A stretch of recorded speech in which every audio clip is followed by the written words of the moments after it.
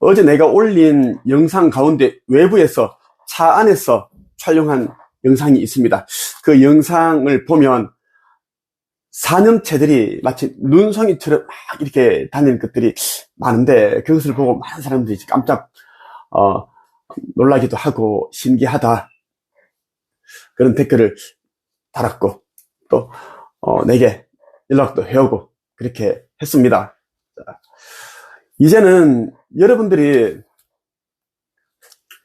눈으로 보이는 것을 있는 그대로 믿어야 되고, 조금이라도 이제 불안감과 두려운 마음에 희석을 시키면은 정말 화를 입을 수밖에 없는 그런 시대가 되었습니다. 예를 들면 비유를 하자면 이겁니다. 저 사람이 자꾸 나에게 이제 거짓말을 했고 돈을 빌려갔는데 돈을 여러분 안 갚았습니다. 그러면 이제 저 사람은 믿을 수 없는 사람이다, 신뢰할 수 없는 사람이다라는 게 팩트입니다.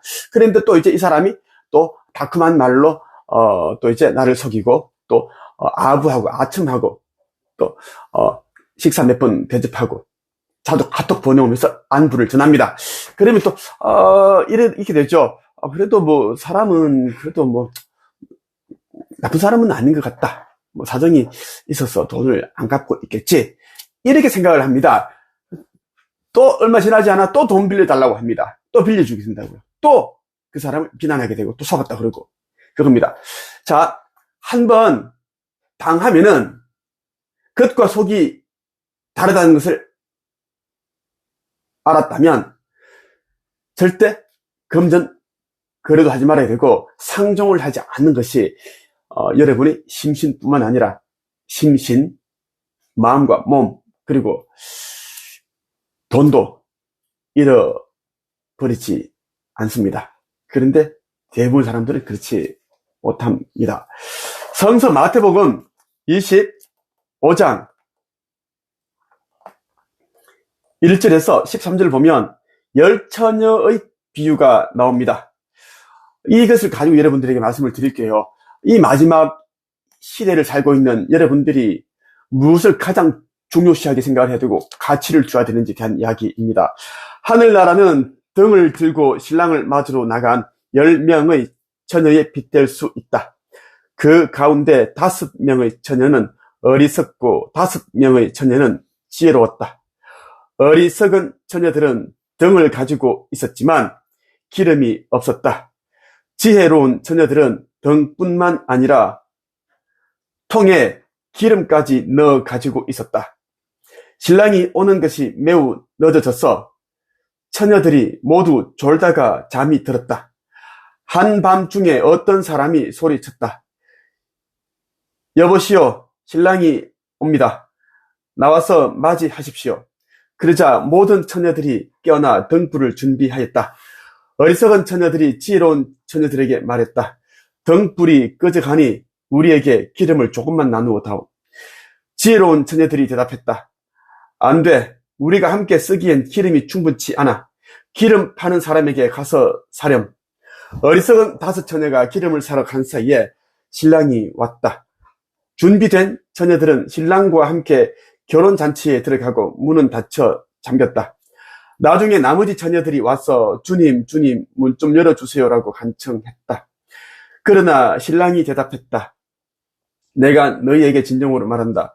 나는 너희를 알지 못한다. 그러므로 항상 끼어 있으라. 그 까닭은 너희가 그날과 그때를 알지 못하기 때문이다. 자, 5명은 어리석었고 5명은 지혜로웠습니다. 자, 어리석은 처녀들은 신랑이 올 때까지 잠을 자지 않고 등불을 준비해야 되는데 그렇지 못했습니다. 그렇지 못했어요. 기름이 이제 조금 있으니 그것으로 충분하다라고 생각을 했습니다. 그래서 기름을 더 채울 생각을 못했다라는 이야기입니다. 지혜로운 처녀는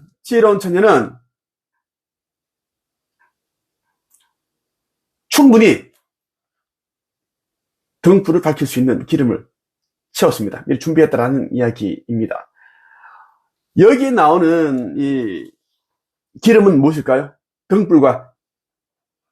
등과 기름이 무엇일까요?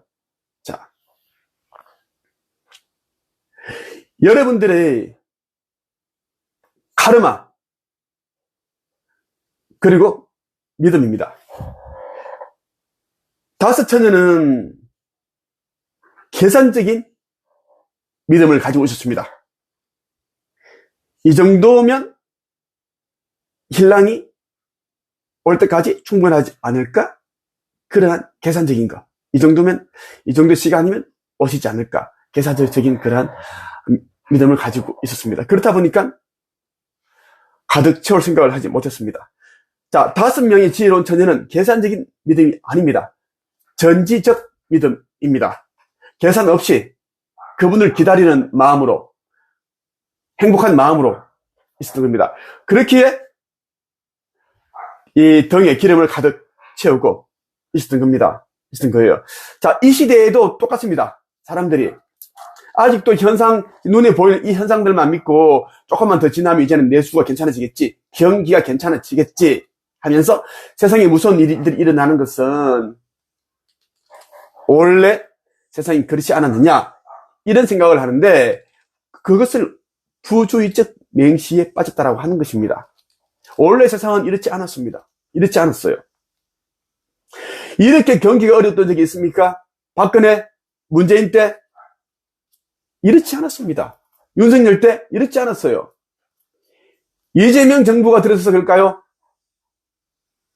그것이 아니라 이제는 마지막 때이기 때문에 물질을 추구해서는 안 된다라는 그러한 징조를 보여주고 계십니다. 지금은 이제 대공황으로 지금 빠져들고 있는데, 물질을 추구하고 돈을 모을 생각을 하니 더 고달프고 힘들어집니다. 더 구렁텅이에 빠지게 된다는 이야기입니다. 여러분들은 10처녀 가운데 어떤 처녀에 해당이 됩니까? 곧 무서운 일들이 닥칠 것인데, 아직도 성공을 쫓고 있고, 물질을 쫓고 있고, 인기를 쫓고 있고, 조회수 장사나 하고 앉았고, 정의로운 척, 선한 척 하면서 다른 사람 괴롭히는 자들이 얼마나 많습니까?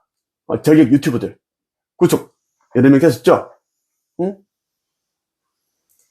남 비방하고 까대는 자들이 있죠. 한두 번은 괜찮겠지만 수십 번, 수백 번 그렇게 하는 자들은 자기부터 돌아봐야 된다는 말씀 드리고 싶습니다. 자기 눈에 들어가 있는 되돌보, 통나무부터 끄집어내고 다른 사람이 들어가 있는 그런 통나무에 대해서 비난하든지 나무를 필요가 있는데, 대부분 그런 자들은 그렇지 않습니다. 자기 눈에 들어가 있는 되돌보를 다른 사람들이 눈에 들어가 있는 되돌보를 계속 약점 잡아 이야기하면서 자신의 약점을 감추려고 한다라는 것입니다. 대부분 그렇다라는 이야기예요. 마지막 시대인 만큼 여러분들은 물질이 아니라 영성이, 전지적 사랑이, 전지적 인류애가 보이지 않는 세계에 이 시선을 두는 사람이 되기를 바랍니다. 인성이 아니라 신성을 추구하는 되십시오. 우리 모두는 불성을 갖춘 자입니다. 내면에 신성이 있습니다. 그것을 발현하면 누구나 다 선지자, 제림요수, 미륵불이 됩니다. 다만 그것을 회복하지 못한 자들은 자꾸만 자기 자신을 인간으로 생각하기 때문에 인간일 뿐입니다. 모든 사람들은 신성이 있다라는 말씀을 드렸습니다. 여기까지 할게요.